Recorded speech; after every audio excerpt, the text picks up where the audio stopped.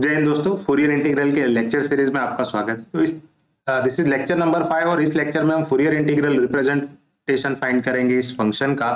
और ये जो दो एक्सप्रेशन है उसकी वैल्यू भी हमें निकालनी है। तो चलते हैं हमारे फूरियर इंटीग्रल फॉर्मूला पे, जो हमने ऑलरेडी फर्स्ट लेक्चर में डिराइव किया है। तो अगर आपने फर्स्ट लेक्चर नहीं देखा है तो आप जरूर उसको देखना। सेकेंड, थर्ड और अगर आप मिस कर दो तो चलेगा, बट फर्स्ट लेक्चर मिस मत करना। ये कोसाइन इंटीग्रल और साइन इंटीग्रल है according to the function even and odd. तो अगर हमारा फंक्शन इवन फंक्शन है तो उस केस में आपको कोसाइन इंटीग्रल मिलेगा, क्योंकि उस केस में आपका जो बी लैम्बडा है वो 0 हो जाता है। और अगर आपका फंक्शन ऑड फंक्शन है तो उस केस में आपको फूरियर साइन इंटीग्रल मिलेगा, क्योंकि उस केस में आपका जो ए लैम्बडा है वो 0 हो जाता है।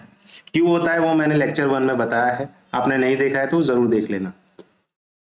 अब इस लेक्चर में अब एक इंपॉर्टेंट थियरम डिस्कस करने वाले हैं, जिसका यूज करेंगे हम ये जो दो इंटीग्रल वैल्यूज हमने थंबनेल में देखी थी उसकी वैल्यू निकालने के लिए। ये जो वैल्यूज है, ये दो वैल्यूज निकालने के लिए हम क्या करेंगे, एक इंपॉर्टेंट थियरम का यूज करने वाले। उस थियरम को बोलते हैं हम कन्वर्जेंस ऑफ फूरियर इंटीग्रल। तो वो होता क्या है, तो फूरियर इंटीग्रल में जैसा कि हमने देखा कि उसमें तीन कंडीशन सेटिस्फाई होने चाहिए। कोई भी एफ हो, फंक्शन हमारा पीस वाइज कंटिन्यूस होना चाहिए, एब्सोल्युटली इंटीग्रेबल होना चाहिए, यानी उसका एरिया फाइनाइट होना चाहिए as X approaches to plus और माइनस इंफिनिटी। फंक्शन का left hand and right hand derivative exist होना चाहिए, या आप बोल दो उसका left hand and right hand limit exist होना चाहिए। अगर आपका फंक्शन ये तीनों प्रॉपर्टी सेटिस्फाई करता है तो आप उसका फूरियर इंटीग्रल निकाल सकते हो।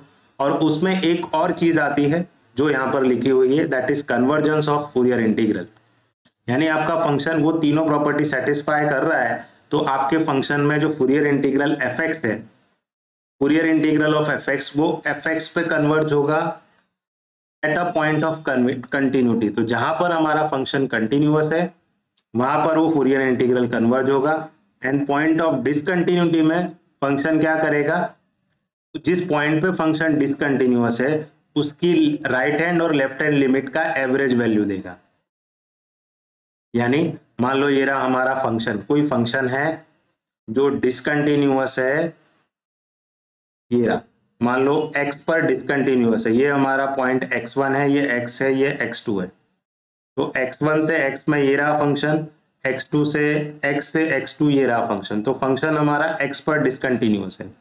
तो जिस पॉइंट पर डिसकंटिन्यूअस है उस पॉइंट पर की लेफ्ट हैंड लिमिट और उसी पॉइंट पर फंक्शन की राइट हैंड लिमिट का एवरेज वैल्यू ले लेंगे, वो हमारा हो जाएगा फंक्शन की वैल्यू x पर।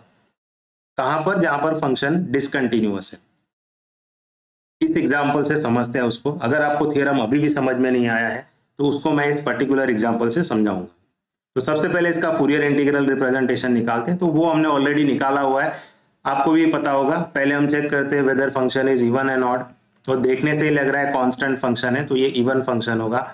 x की जगह पर -x रखने पर भी फंक्शन की वैल्यू में कोई चेंज नहीं आने वाला है ना। x की जगह -x रख दोगे तो मॉड्यूलस ऑफ -x क्या होता है, वो मॉड्यूलस ऑफ x ही होता है, less than 1 and 0 if mod x is greater than 1। So modulus of negative of x वो मॉड x ही रहने वाला है। यानी फंक्शन नेगेटिव x पर और fx दोनों पर सेम वैल्यू दे रहा है, इसका मतलब है फंक्शन इवन फंक्शन है। और इवन फंक्शन है तो उस केस में आपका जो बी लैम्बडा है वो 0 होगा, यानी आपको क्या मिलेगा, फूरियर कोसाइन इंटीग्रल मिलेगा। तो और फूरियर कोसाइन इंटीग्रल का फॉर्मूला यहाँ पर ऑलरेडी मैंने लिख रखा है। तो चलो इसको इवेल्युएट करते हैं।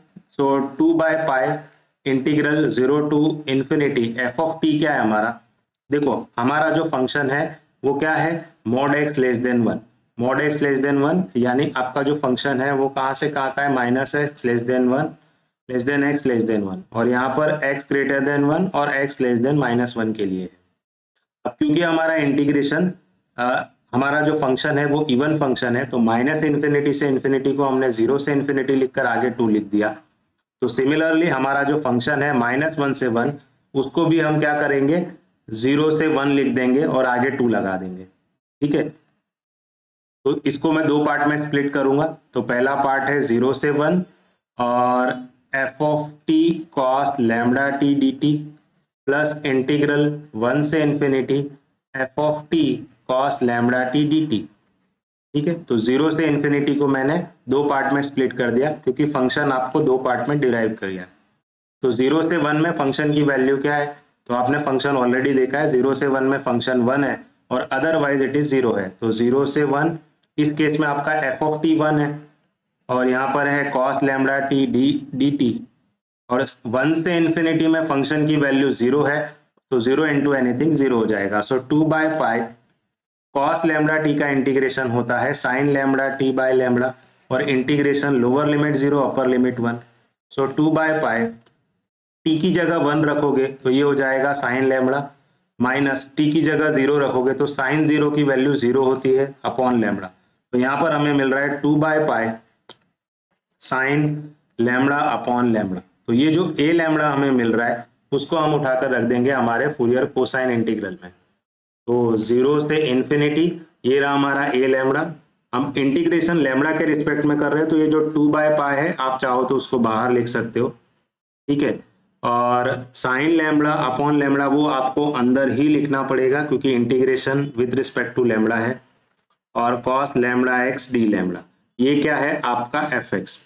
आप चाहो तो ये जो पाई बाय 2 है उसको लेफ्ट साइड शिफ्ट करोगे तो आपको क्या मिलेगा, integral 0 to infinity sine lambda into cos lambda x upon lambda d lambda. अगर आप इसको राइट साइड शिफ्ट करोगे तो ये हो जाएगा pi by 2 times F X, यानी pi by 2 times F X क्या है हमारा 1 जब मॉड एक्स लेस देन 1 हो, और 0 जब मॉड एक्स ग्रेटर देन 1 हो। और ये पाई बाय 2 को अंदर मल्टीप्लाई करोगे तो आपका फंक्शन हो जाएगा पाई बाय 2 टाइम्स 1 यानी पाई बाय 2 जब मॉड एक्स लेस देन 1 है, और पाई बाय 2 टाइम्स 0 दैट इज 0 जब मॉड एक्स ग्रेटर देन 1 है।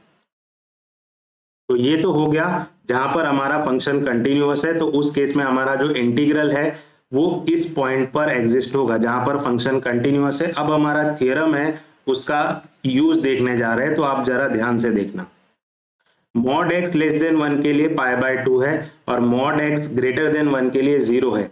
तो जहां पर हमारा फंक्शन कंटिन्यूअस है वहां पर ये जो इंटीग्रल है मॉड एक्स लेस देन 1 के लिए पाई बाय 2 पर कन्वर्ज हो रहा है, और मॉड एक्स ग्रेटर देन 1 के लिए 0 पर कन्वर्ज हो रहा है।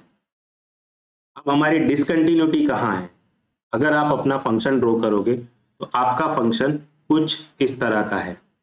हमारे फंक्शन की वैल्यू यहाँ है -1, सपोज करो ये 1 है, तो जो हमारा फंक्शन है वो -1 पे और 1 पे डिफाइंड ही नहीं है, और बाकी सब जगह उसकी वैल्यू क्या है 0 है। यहाँ पर फंक्शन की वैल्यू डिफाइंड नहीं है, बाकी सब जगह 0 है।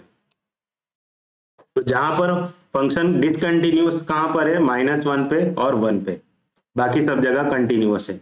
तो जहां पर हमारा फंक्शन कंटिन्यूअस है तो मैं इसको लिख रहा हूं, हमारा इंटीग्रेशन क्या है 0 से इंफिनिटी, और क्या था sine lambda cos lambda x upon lambda d lambda is equal to, तो हमारा फंक्शन वैल्यू क्या आ रहा था यहाँ पर पाई by 2 if mod x is less than 1। मैं यहाँ लिख देता हूँ पाई बाय 2 जब मॉड एक्स लेस देन 1 है, और 0 जब मॉड एक्स ग्रेटर देन 1 है। तो यहाँ पर मॉड एक्स लेस देन 1 के लिए तो हमारा फंक्शन कंटिन्यूअस, हमारा इंटीग्रेशन कहाँ पर कन्वर्ज हो रहा है पाई बाय 2 पर, और मॉड एक्स ग्रेटर देन 1 के लिए 0 पे कन्वर्ज हो रहा है। अब आपसे क्वेश्चन कर रहे हैं जहां पर फंक्शन की डिसकंटिन्यूटी है यानी -1 और 1 पे, उस केस में जो हमारा इंटीग्रेशन है वो कहां पर कन्वर्ज होगा, यानी at x equals to plus और -1 हमारा जो इंटीग्रेशन है वो कहां पर कन्वर्ज होगा। तो इस थ्योरम में हमें क्या बताया है कि इंटीग्रल कहां पर कन्वर्ज होगा, पॉइंट ऑफ कंटिन्यूटी में तो कन्वर्ज हो जाएगा। जहां पर डिसकंटिन्यूटी उस केस में क्या लेना है, उसकी लेफ्ट हैंड और राइट हैंड लिमिट का एवरेज लेना है। तो चलो हम वही करते हैं।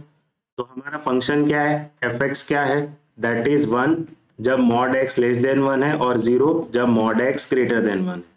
मुझे फंक्शन की वैल्यू 1 पर चाहिए, तो मैं क्या करूंगा 1 की लेफ्ट हैंड लिमिट और फंक्शन की वैल्यू 1 उसकी राइट हैंड लिमिट का एवरेज ले लूंगा। तो 1 के लेफ्ट साइड ये रहा 1, तो 1 के लेफ्ट साइड फंक्शन की वैल्यू क्या है 1 है, 1 के राइट साइड फंक्शन की वैल्यू क्या है 0 है डिवाइडेड बाय 2, तो 1 पर वैल्यू मिल रही है हाफ। सिमिलरली मैं अगर -1 पर भी डिसकंटिन्यूटी है तो फंक्शन की वैल्यू -1 का लेफ्ट हैंड लिमिट और -1 का राइट हैंड लिमिट का एवरेज ले लूंगा। तो -1 के लेफ्ट साइड क्या है, फंक्शन की वैल्यू 0, -1 के राइट साइड फंक्शन की वैल्यू 1 डिवाइडेड बाय 2, तो यहाँ पर क्या मिल रही है, हाफ। तो फंक्शन की वैल्यू 1 और -1 प्लस और -1 पे हमें क्या मिल रही है, हाफ मिल रही है। तो ये इंटीग्रल अब हमारा कैसे रिप्रेजेंट हो जाएगा वो हम देखते हैं। तो ये इंटीग्रल क्या हो जाएगा अब हमारा, मैं यहां लिखता हूं, that is integral 0 to infinity sine lambda cos lambda x by lambda d lambda this equals to, अब देखो हमारा फंक्शन कैसा है, फंक्शन की वैल्यू 1 है जब मॉड एक्स लेस देन 1 है, 0 है, और ये क्या आया था, याद रखना ये हमने जो इंटीग्रेशन जब हमने सॉल्व किया था तो इसकी वैल्यू क्या आई थी, π/2 टाइम्स एफ एक्स। तो मैं उसको लिख रहा हूं, यहां पर लिख देता हूं अलग पेन से, π/2 टाइम्स ये हो गया हमारा एफ एक्स जो हम यहाँ लिख रहे हैं, है ना, ये क्या है π/2 times F X, π/2 times F X है, तो π/2 ये रहा, एफ एक्स में यहाँ लिख रहा हूँ। 0 वैल्यू कब है, जब मॉड एक्स ग्रेटर देन 1 है, और x इक्वल टू प्लस और -1 पे हमने क्या निकाली थी, वैल्यू हाफ निकाली थी। तो अब हमारा फंक्शन क्या हो गया, π/2 को अंदर मल्टीप्लाई कर लो, तो π/2 वैल्यू हो गई π/2 टाइम्स 1 यानी π/2 जब मॉड एक्स लेस देन 1, 0 जब मॉड एक्स ग्रेटर देन 1, और π/2 times 1/2 that is π/4 at x equals to plus और -1। तो ये जो इंटीग्रल है वो पॉइंट ऑफ डिसकंटिन्यूटी में कहां कन्वर्ज हो रहा है, उसकी लेफ्ट हैंड और राइट हैंड लिमिट के एवरेज पर, that is what our theorem says. तो जहां पर फंक्शन डिसकंटिन्यूअस है वहां पर उस पॉइंट की लेफ्ट हैंड और राइट हैंड लिमिट का एवरेज ले लो, वहां पर फंक्शन क्या होगा हमारा फूरियर, हम वहां पर हमारा जो फूरियर इंटीग्रल है वो कन्वर्ज करेगा। तो पॉइंट ऑफ कंटिन्यूटी पर π/2 और 0 पे कन्वर्ज हो रहा है, और पॉइंट ऑफ डिसकंटिन्यूटी पे π/4 पे कन्वर्ज हो रहा है। यहां पर हमें एक और एक्सप्रेशन निकालना है। अगर आप अपना एग्जाम्पल देखोगे तो यहाँ पर ये पहला वाला तो हमने निकाल दिया, दूसरे वाले में देखो 0 से infinity sine lambda by lambda, अब इसमें देखो कॉस लैम्बडा है नहीं, ऊपर वाले की तरह ही है बट कॉस लैम्बडा नहीं है। तो यहाँ से आपको आइडिया मिल रहा है कि ये वैल्यू हो ना हो आपको लैम्बडा इक्वल टू 0 रखने पर मिल रही है। तो सेकेंड पार्ट के लिए क्या करो, if you put sorry x equal to 0 रखने के लिए if you substitute x equal to 0, ये रहा, इसमें अगर हम x इक्वल टू 0 रखे इक्वेशन 1 में तो इंटीग्रल 0 टू इंफिनिटी cos 0 की वैल्यू 1 हो जाएगी, तो यहाँ पर क्या मिलेगा sine lambda upon lambda d lambda. x जब हमारा 0 है तो उस केस में फंक्शन की वैल्यू क्या है π/2, तो इस इंटीग्रल की वैल्यू आपको मिल जाएगी π/2। तो ये हो गया हमारा सेकेंड पार्ट। आई होप आपको ये लेक्चर समझ में आया। Thank you everyone.